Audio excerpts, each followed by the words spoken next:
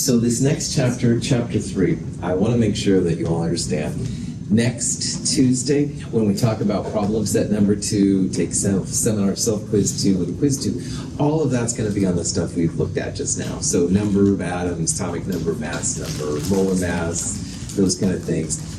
That's what next week's going to be about. But I do need to start right away chapter 3, which won't be until the following week, just because there's a lot of material in chapter 3 that I need to get through. Chapter 3 is one of my favorite chapters of chemistry, and it all basically stems from people trying to make light. And if you look at, ever watched older movies, well, movies are supposedly based in the past, the accurate ones at night should be really dark because they had candles and stuff like that. And those were definitely sources of illumination, but nothing like we have right now, like nothing like LEDs and stuff like that, all right? So the study of light was cool for us as humans. You could stay up late. But anyway, but the other cool thing that happened with light is that, oh my gosh, we figured out as a species so much about the atoms. So we're going to look in this chapter at how light really helped chemists to figure out what the atom's all about. And also in chapter 2, I showed electrons as just kind of around the nucleus. There's actually a lot more to it than that, and that's really important stuff for chemistry, as we'll see. This chapter is fun. The interesting thing about this chapter is that to really get into the math of it, you need the equivalent of Math 254, which is Calculus 4. If you've taken Math 254, then you can do all of the stuff we're going to talk about if this was that kind of class.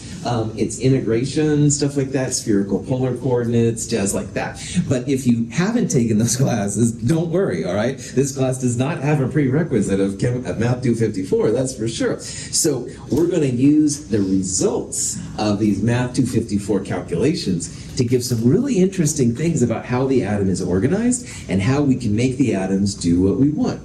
And the main person in all of this, in my opinion, is this dude right here. His name is Ernst Schrödinger. It's a German name, so it got stuck on my tongue there for some reason. But he is a fascinating person on a personal level, too. Schrödinger basically created equations like this and figured out how to use them. So it's a very interesting chapter, all right? In the old version of Chem 221, we did this more towards the end of class, but in this new state-approved version, we're doing it a little earlier. No problem. Let's get into it. And of course, if you have questions at any time, let me know. So any questions on that? Let's get into it. Light is fascinating to me. Light creates color, which has always been really cool, and scientists have always been fascinated by this too. Obviously, when the sun is out, you can do some things that you can't when the sun is down, jazz like that. Newton was the first one to realize that light from the sun, white light, actually has many different colors in it. And he used a prism to separate them out. The colors of the rainbow are a result of the same kind of process where light can be split up, which is really neat. Along the way came a guy named James Maxwell. He had a really cool beard, by the way. But anyway, Maxwell developed a lot of math equations to represent how light works, and we'll see those in a little bit.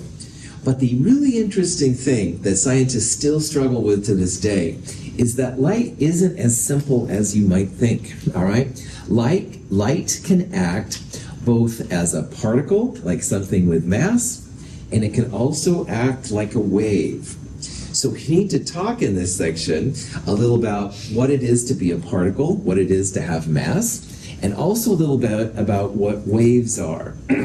Once in a while, I'll refer to what's called the wave-particle duality. And there are a couple of substances on this level that can't make up their mind. And light is a good example of it. Electrons also fall in this category. Now, most things are particles or waves, all right? You're at the ocean, you see the water coming back and forth, waves, all right? You've got a baseball, I say, hey, catch, you catch it, throw it back to me, particle, all right? Pretty obvious. But a lot of things, especially on the small level, can behave as both, which is really crazy. So here's an example of what happens when you take like light from the sun and you put it through a prism. And the prism separates out the different parts of light into many different colors. And you've probably seen these kind of colors, reds on one side, purple and blue on the other, basically. So when we see regular light, it has all of these things usually built into it. But as a chemist, if you know how to do it, you can separate out the light and use like only the blue light or only the red light, stuff like that. Visible light is a form of electromagnetic radiation, which emanates from the source as waves. The waves are electric and magnetic fields oriented perpendicular to each other. Light is now known to be part of what's called the electromagnetic spectrum. And this is something that in chemistry and physics people talk about. Electromagnetic means that it has an electric part and a magnetic part. And in physics, if you take that class, that will be important. But for right now, just realize that light is only one part of a whole bunch of different things that are similar in some ways. So radios, like if you listen to the radio in the morning or something like that, that's part of the electromagnetic spectrum as well as light, all right? Microwaves, if you use them for cooking, also electromagnetic spectrum. Infrared, which is essentially heat energy. Ultraviolet, sunburn on the beach, especially for people like me. X-rays, gamma rays, all of these are different parts of this electromagnetic spectrum. And if you know how to control it, you can do a lot of really neat things with it. In addition to listening to cool music, you can also get an X-ray if you break a bone and stuff like that. So very, very important. So what we're going to do in this class then, in this section, we're going to figure out what are waves, all right, what it's all about, what can you get information from waves, and then we'll see how they relate back to particles and why some of them can't make up their minds and stuff like that. Pretty cool. So Maxwell, there's this cool beard and stuff like that, was the one that really got into the science of waves, all right? And a wave has different properties that distinguishes one type of wave from the other. These are terms that we'll use a lot, especially the two right there in red. A wavelength gets the symbol lambda, all right? Looks like an upside down Y. It's technically a Greek letter. And frequency it looks like a V, and you can use a V. It's technically a Greek letter nu. It looks like an italicized V, more or less. There's also nodes and amplitudes, but it's wavelength and frequency, which are going to be really important to us. All waves, at least in a vacuum, which is what people think of most of the time, all waves have a speed associated with them, which is the speed of light. And it literally is like the speed limit for all of these different things. So it doesn't matter if you have visible light or radio waves or X-rays or gamma rays, they all follow the speed of light. And the speed of light is usually given the symbol small c. It has a value of 2.998 times 10 to the 8th meters per second. In miles per hour, it's like 186,000 or something like that. Don't use that version, use this version. We're going to use this value a lot, the speed of light. The speed of light will help us to identify the properties of the waves, and we're able to also find how much energy is in the waves if you know this value. So 2.998 times 10 to the 8th, four sig figs, all right, it's going to do really good by us. So let's see how speed of light works with regards to wavelength and frequency and these other things, which is kind of cool. So here I have a picture. The top picture is a visible light wave. So it could be the light coming down on us right now, or maybe you have a red light, whatever. This wave right here is ultraviolet. If you're out in a sunny day and you get sunburned, you have experienced ultraviolet light. Now, both of these are waves. A wave will go up and then down, and then it repeats up and down and up and down and up and down. And this is also a wave. It goes up, down, up, down, up, down. But you can see there are some differences. Like this one is more spread out. This one has more waves kind of condensed inside. So what chemists use is they use both a wavelength and a frequency to describe how the waves work. And a wavelength is literally the distance, like meters, in distance from where the wave starts to where the wave stops, all right? And usually people have it start where it goes up and then down, but you can also start where it goes down and goes up. It doesn't make any difference. But wherever it starts to wherever it stops, or where the next wave starts, that's the wavelength. Frequency is how many waves go by per unit time. So if you have a small frequency, let's say that this is time 0, the beginning, and this is time t, the ending, all right? Well, from 0 to t, this wave had one wave here and half of a wave. So we would say that 1.5, 1.5 waves went by per unit time. Whoopie-doo. Down here, let's say that this is 0 and this is time. Well, this had one wave there, 2 waves, 3 waves. So there were more waves that went by in the ultraviolet per unit time than there were in the visible light. So we would say the frequency of this visible light was 1.5 waves per unit time, like per second. On the other hand, the ultraviolet had about 3 waves go by per unit time per second. So there's some interesting things here. The visible light has a longer wave where it starts to stops. So you see the distance here is longer where it starts and stops. Down here where it starts and stops, it was smaller. But this one had a bigger frequency. More waves went by per unit time than in the other one. So here, these are some relationships people see with waves. If your wavelength, the distance goes up, your frequency will go down. All right? And on the other hand, if you have a smaller wavelength, you're going to have a bigger frequency. So the visible light has a longer wavelength and a smaller frequency value. The ultraviolet has a smaller wavelength and a bigger frequency value. So wavelength and frequency are opposite of each other. Questions on that? Cool. Oops.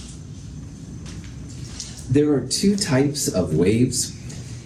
If you go to the ocean and you watch the waves, which I find incredibly therapeutic, those kind of waves are moving waves, transverse waves, and that's not really what we use in chemistry. What we use here in chemistry is like, let's say that I said, hey, hold on to this rope, and we started like shaking it back and forth. These would be what they call standing waves. So standing waves do have ups and downs, wavelengths, but they don't move, all right?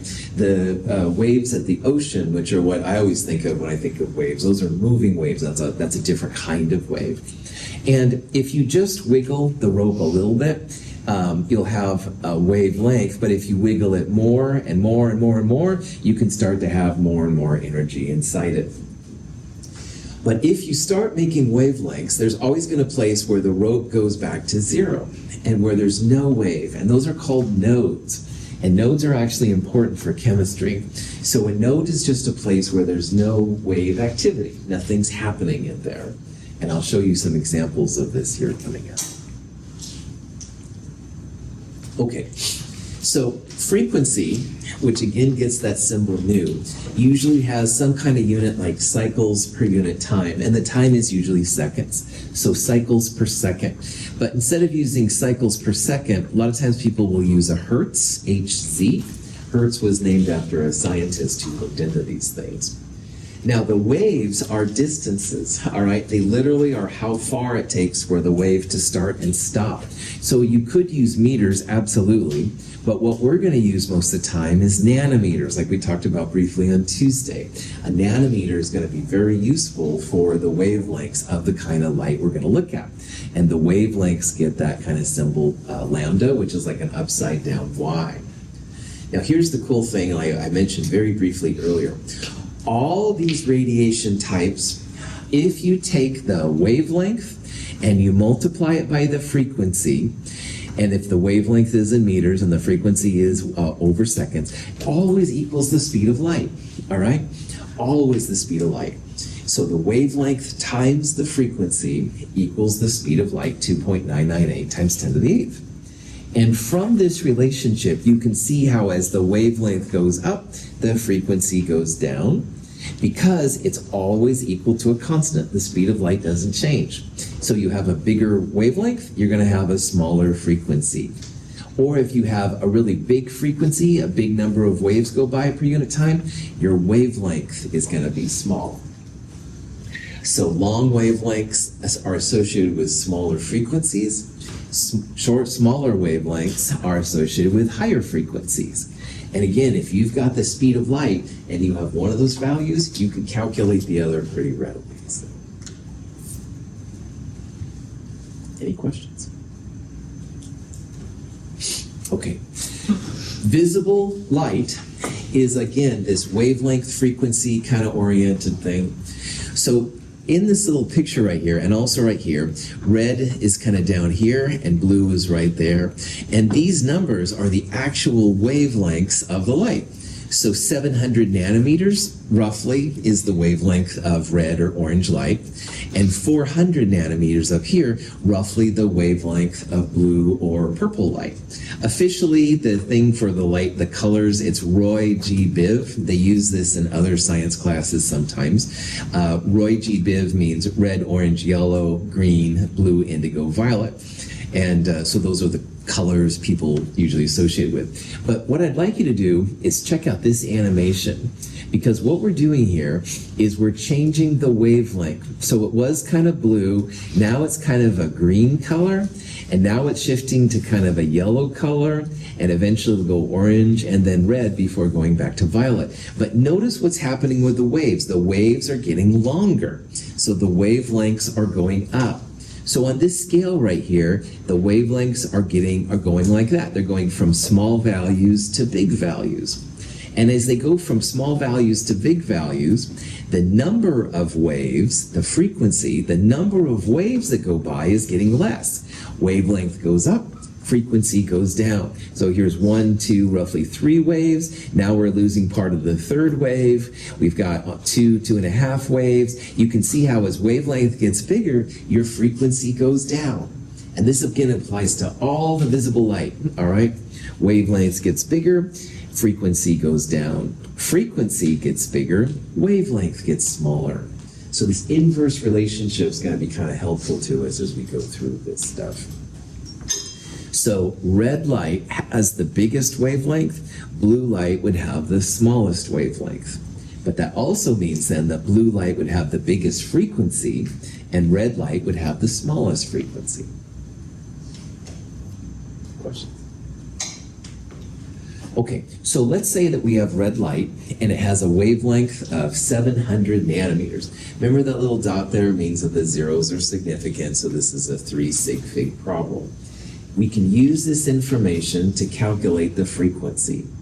Now the speed of light, 2.998 times 10 to the 8th meters per second, will be really helpful. And ignore this equation for right now.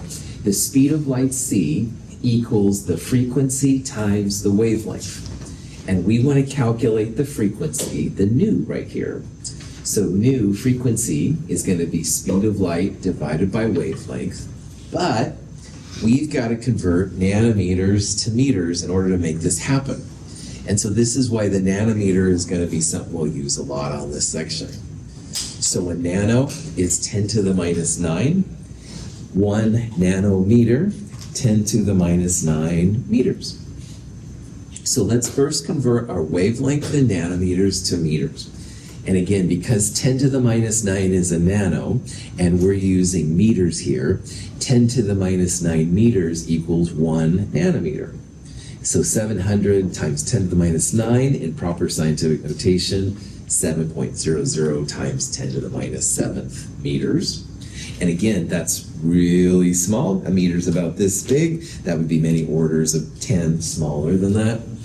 So the red light here has a very small wavelength. The speed of light is 2.998 times 10 to the 8th meters per second. So speed of light divided by the wavelength in meters, you can see here what's happening. Meters over meters are going to cancel. So meters are going away.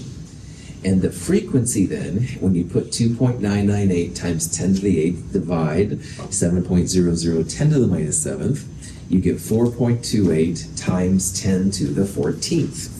And this is a frequency. Now the frequency initially looks like 1 over seconds, or seconds minus 1.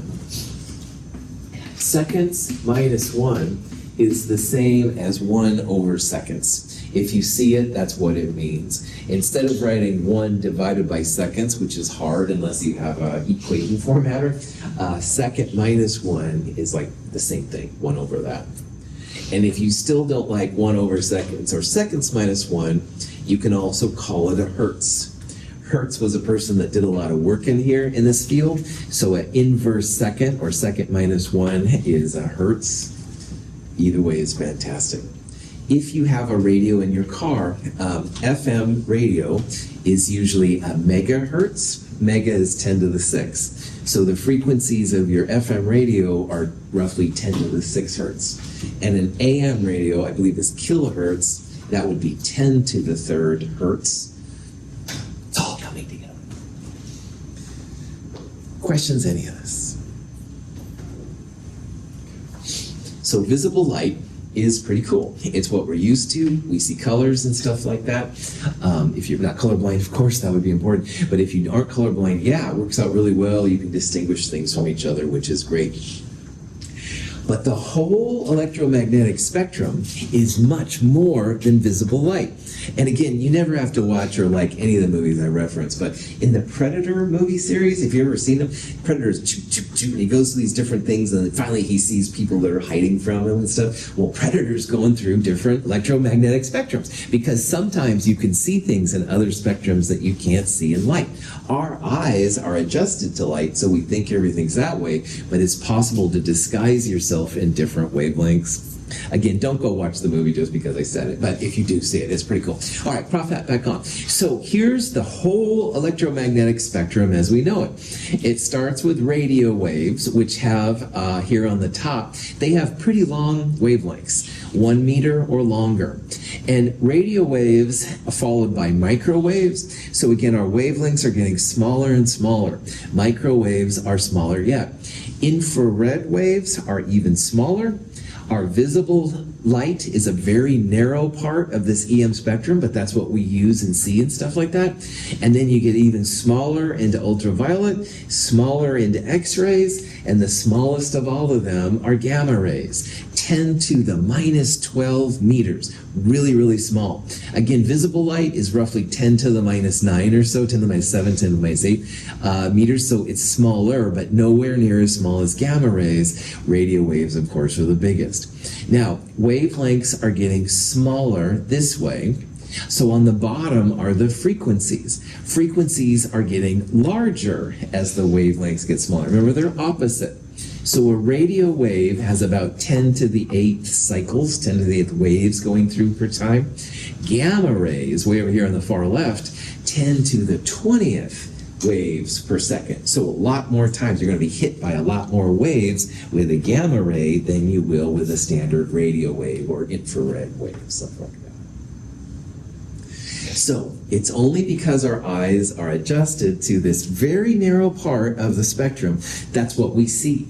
But it's totally reasonable to have another planet where maybe their eyes are in the ultraviolet, all right? And they'll see like different things than we will. Or infrared, for example. Maybe they'd see only infrared and they wouldn't see it. Or gamma rays or whatever stuff. So, any questions? As a comparison, these are some kind of things in these wavelengths. So like humans, 1 to 2 meters, all right, would be here, a fingernail, dust, viruses, atoms. So again, some of these things are much smaller than an atom, and that's where scientists are able to glean information out, and that's what we're getting into after we talk about all this. So, all right. Increasing wavelength goes this way, increasing frequency goes this way. So this is the opposite of what we just saw. If you're really curious, you can have these kind of expressions. Rabbits mate in very unusual, expensive gardens. I don't know. It's not super critical, but anyway, gamma rays are the X, for example, and that means they have a higher frequency than, say, the infrared or the radio. Everybody has their own version of this. Anyway, this is a question that you might think about. This question says, which of these following radiation types has the highest frequency? Okay? And with this thing up here, you can see that frequency goes left to right. So the gamma would have the highest frequency, the radio would have the smallest frequency. So of our choices right here, we have microwave. Microwave's right here. FM radio, KGON, no, seriously, whatever radio station you listen to, radio's over here. So radio is to the left. That would have a smaller frequency than the microwave will. Now, radar is maybe not something that you've heard of, but you don't know what it is. Radar is actually an acronym for radio detection and recognition. So the important part for us is that radar is a radio wave. And radio, again, smaller frequency than microwave. So the microwave is still the biggest. And finally, cosmic rays, officially the Fantastic Four, were manipulated in space due to cosmic rays getting through their spaceship. Again, don't watch the movie or read comic books like that just for me, but that's what supposedly happened. So this isn't even an electromagnetic radiation type. It's not one of these things up here. That's something totally different. So the punchline here is that the highest frequency is, believe it or not, the microwave, because it's bigger than the radio waves. Radar is a radio. Cosmic rays are just something in your instructor's imagination. No, their cosmic rays are space particles from the sun that come out, but they're massive. It's a whole different kind of thing. It's not real. Getting too excited, but I did love that movie. Okay, questions? Not about Fantastic Four. Now, Kelvin temperatures, incredibly cool in science, all right? And Kelvin, Lord Kelvin, made some really good contributions of science. But one thing that just gets under my claw is a speech he gave in 1900. So Kelvin was like, oh, yes. You know, I said earlier Rutherford was from the colonies and he was kind of looked down on and stuff like that. Well, Kelvin was one of the people who was in the aristocrats. He was one of the ruling kind of people at the time. And he gave a speech in 1900, which essentially said, new students really shouldn't go into science, into physics, because really everything's been figured out. They had done thermodynamics, which we'll talk about next term, and some other things. So there were some cool accomplishments. However, he said basically everything's been figured out, except for these two clouds, he called it. One of the clouds was what he called the failure of the Michelson-Morley experiment. And this is not something we're going to talk about in this class. However, the failure of this experiment led to relativity. And Einstein's, one of his contributions, was this special relativity. So it was a big thing. It wasn't just a cloud. But the one we are going to talk about here, the other cloud, which he said, well, it'll be figured out soon, was the inability to understand what's called black body radiation. And black body radiation is basically the crux, the beginning of what we're talking about today, quantum theory. So just realize, if someone says, oh, everything's done, you should become an accountant or something. And there's nothing wrong with being an accountant, mind you. However, there's always things to learn in science, all right? There's never ever going to be the end. It's always something we're constantly getting in. Pride goeth before the fall seems very appropriate here. Kelvin was definitely on his high horse, and he was flat out wrong. So if everybody would have believed Kelvin and not done anything on this cloud, I would have nothing to talk about today. So that's why just have a little cynicism. If someone says, there's nothing else to do in that field. Really? All right. Advertisement over. So what is the black body radiation, Dr. Russell? Oh, good question, random student at the back of the room. Black body radiation was a fascinating thing that kind of blew people's mind. If you take a metal and you heat it up, all right, at first the metal's kind of a red color, and then a blue, and then finally it goes white hot, all right? And people thought this was really interesting. So they measured the temperature and the lights and stuff like that. And what they thought is that as you keep heating this up, your wavelengths should keep changing, all right? Like you'll keep getting different colors as it goes on. But instead what they found is there was like a maximum intensity in the ultraviolet radiation, and then it dropped off. So again, in this graph right here, this shows what everybody thought before Lord Kelvin's speech was going to happen. Like it would just keep going up, up, up, up, up, up, up.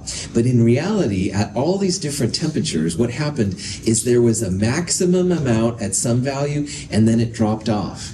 And nobody could figure out what exactly was going on here. A metal bar, like all objects at room temperature, emits infrared radiation. When heated to a relatively low temperature, however, the emitted radiation is in the red portion of the visible spectrum. As temperature increases, more light of shorter wavelengths is emitted until the bar glows white hot. In general, the hotter an object, the shorter the wavelength of light it emits. As the bar cools down, its glow returns to red. So you can see here what happened. They kept heating it up. It kept changing colors and stuff like that. But they thought, hey, keep heating it up. You're going to have more and more energy come out. And that's not what happened. So they called it a catastrophe because classical physics predicted that you just have it keep increasing and there was always a maximum amount. So this guy came around and his name is Planck. And in Germany, one of the big institutions of research is called the Max Planck Institute. This is the Max Planck that they refer to. He's a big player. Max Planck was a very conservative scientist. He didn't believe in crazy ideas or anything like that. But he realized when looking at the data that he could predict what was happening if he described light in little packets, which he called quanta. So a quanta is like a small amount of energy, a discrete amount that can be measured. And objects can lose or gain this energy if they apply the right kind of pieces. So he found that if you think about the frequency of light and you multiply it by a constant, you're going to get the energy that it gives off or absorbs really, really well. And at the time, he just called it a constant. Now it's called Planck's constant. And it's a weird number, 6.626 times 10 to the minus 34 joules seconds, joules times seconds. And oh boy, this is a big one for chemistry, as we're going to see. So you can see that right up here on the board next to the speed of light, I put Planck's constant because we're going to use it a lot. Now, Planck didn't understand why it worked, but it fit the data really well. So here on the left is a graph. This is old physics. The Rayleigh-Jeans proposal was what they thought. It didn't fit worth anything. But when you apply Planck's constant, right on the value. And again, Planck didn't know why this worked, but it worked really well. And what he did then is he figured out that, yeah, if you think about light as having little tiny pieces associated with it, this equation works great, and that's what you end up seeing. So this was the first time that anybody had conquered the ultraviolet problem, the catastrophe, and it actually led to a lot more cool things, as we'll see here in a little bit. For our purposes, the cool part here is that frequency is proportional to energy. So if your frequency goes up, the energy is going to go up. On the other hand, if you have a small frequency, you're going to have a small energy. All right? Questions? So, E equals h nu, that's Planck's equation. But what a lot of times people do, remember that the speed of light equals frequency times wavelength. So for frequency equals speed of light divided by wavelength. You can also write it like this, hc over lambda, and they're both really helpful. Now remember earlier we saw how wavelength and frequency were opposite each other. Like you had a big wavelength, you'd have a small frequency, and a small wavelength would mean a big frequency. Well, here we can extend it even further because frequency and energy are proportional, and energy is huge. So if you have electromagnetic radiation with a very large wavelength, it's going to have a small frequency and it's going to have a small energy. They're both, energy and frequency kind of follow the same thing and they're opposite wavelength. On the other hand, if you have a really small wavelength, you're going to have a big frequency and you're going to have a large energy. So energy and frequency follow each other and they're opposite the wavelength, which is kind of cool.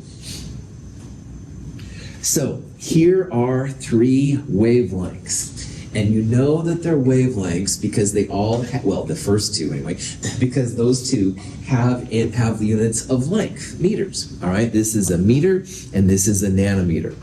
If you remember, hertz is actually a measure of frequency. This is not a wavelength, so don't put answer C down. But what I want you to think about here is we have 47.1 meters and 47.1 nanometers. Now, is a meter bigger or is a nanometer bigger? Meter, big time. So meter is big. Meters is part of the wavelength. Big meters means small energy. All right? So if you have a big wavelength, which is what this is, you're going to have a small energy and small frequency. On the other hand, nanometers are really, really small values. And small wavelengths correspond with big energies. So here, the highest energy is going to be the smallest wavelength. Right? This one doesn't count, that's a frequency, and that would be a whole nother thing. But these two are both wavelengths. They have distance, smallest wavelength, highest energy.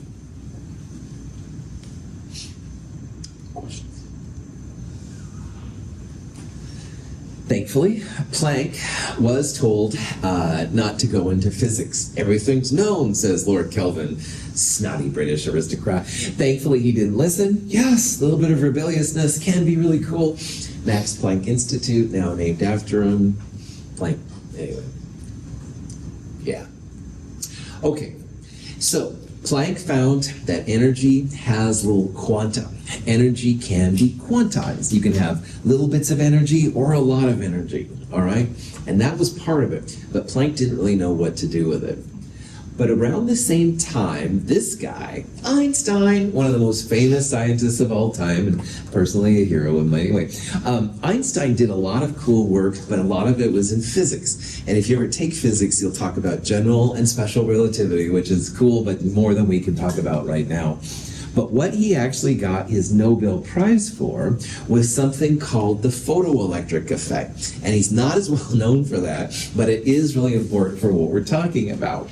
And what Einstein found is that if you place light of the right frequency and wavelength and you shine it on metal, all of a sudden the metal starts kicking out electrons, all right? And it's not like all light, you had to get to a certain wavelength, but when you get the right light on it, all of a sudden electrons start coming out. And you turn the light off and the electrons don't come out anymore. Yellow light shines on the metal surface, electrons are knocked out of the metal. As long as light of sufficient frequency shines on the metal, free electrons are produced and a current flows through the tube, as measured by an ammeter. The current stops flowing when the light is turned off. Current is basically moving electrons. And if you shine the light on this piece of metal, electrons start moving. You can record it and stuff like that. Whoa. What the heck is happening? Why this is so weird is that, light, if you shined a light on me, I'd think, oh, wow, I'm in the spotlight, thank you. But it wouldn't hurt me, right? I would be just standing here and stuff and be thinking it's cool. However, in this case, light is shining on a metal, and the metal's actually ejecting electrons, all right? And why that's weird is that light here is almost acting like a bullet. Like if I fired a bullet at that piece of metal, some of the pieces would go flying off, all right? Particles on particles will have sometimes things ejected, like electrons. But light, no one had ever seen light here as a source of electrons being created. So this shows, the photoelectric effect shows how light acts like particles, all right? It's acting in that photoelectric effect more like you're shooting a bullet at it and the bullets are kicking out electrons. Light doesn't usually do that, all right? Like if you shine the light on me, or we're all under lights right now, nothing's happening. But with this thing, it actually is something that was said to occur. Now, classical physics said that the electrons ejected, the energy of them should go up as the light changes, but that's not what he saw. All right, this was something independent, and that was what blew their minds. There had to be this minimum energy or minimum wavelength or frequency in order to make this happen. So Einstein basically brought to the forefront this wave-particle duality of electrons, of light, excuse me, I'm sorry, not electrons. So light usually is just a wave, all right? It comes at you and shines up and stuff like that. But here light's acting like a particle. It's actually causing a particle reaction. Electrons are getting kicked out. And no one had really seen this before, which is kind of cool. So light, we're going to see here, can be a particle. It can be like throwing a baseball back and forth with each other. And it can also be like a wave. And this is what makes this area really weird compared to everything else that's been studied in chemistry so far. Questions? Okay. Now, you can understand what's happening if you think of light as having these small little packets, all right? And the packets consist of what are called photons. Now, if you have a sample of matter, the smallest piece of matter are atoms, and the atoms can do different things. What this thing is proposing here in the photoelectric effect is that light has little pieces inside it too, which are called photons. And if you use the photons, then it makes a lot of sense, especially when you think of Max Planck. So, let's say that we go back to the example we looked at earlier. We had red light with a 700 nanometer wavelength, and we calculated the frequency of it, 4.28 times 10 to the 14th inverse seconds. Now, let's use these understandings to first find the energy of one photon, and then we'll calculate the energy of a mole of photons of red light. So we're going to use the stuff we used already. We calculated the frequency from the wavelength. We turned the nanometers into meters. Speed of light divided by meters gave us this number.